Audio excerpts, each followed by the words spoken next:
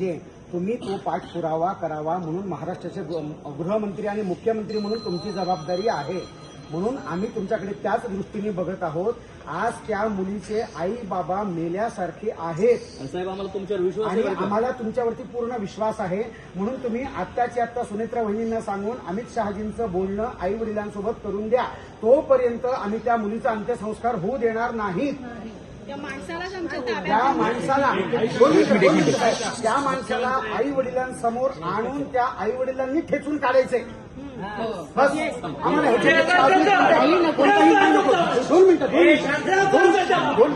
दोन मिनिटं साहेब, आणि 2 मिनिटं मला सांगा फास्ट ट्रॅक. हा नको आम्हाला. ऐका 2 मिनिटं मला एक सांगा फडणवीस साहेब, फास्ट ट्रॅकची आपली जी काय फास्ट ट्रॅकची केस आहे ती आतापर्यंत आत्ताची आत्ता 2, 4, 8 दिवसात 15 दिवसात कोणाची निकालाला लावली तुम्ही सांगा बरं. कोणाची निकालाला लावली?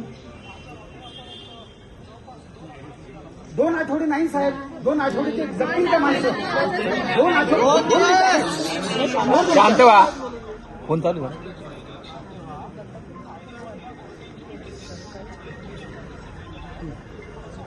बरं ऐका,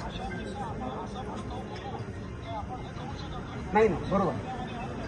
बरं आम्हाला भडकवून बोलायचं नाही, पण मला एक सांगा, जर न्याय व्यवस्थेने जर त्याला 2-4 शिक्षामध्ये जर त्याला बाहेर काढलं जेलच्या आणि तो मस्त मोकाट फिरतोय आणि असे बलात्कार करत फिरतोय, मग न्याय व्यवस्था तेव्हा काय झाली होती? तेव्हा तुम्ही म्हटले का त्यांना कायदा वगैरे हातात घेतला नाही घेतला? हा बरं साहेब, तुमच्यावर विश्वास आहे बरं का पूर्ण. सुनेत्रा वहिनींना सांगा की जोपर्यंत त्या आई वडिलांना अमित शहाजी केंद्रीय गृहमंत्री म्हणून 2 मिनिट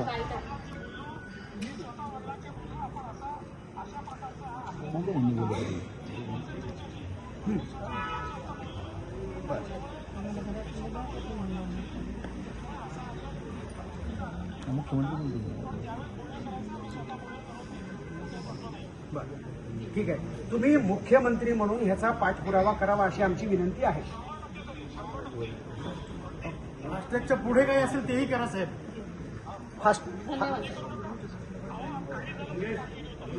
बस आमच्या समोर आम्हाला फाशी बघायची त्याची.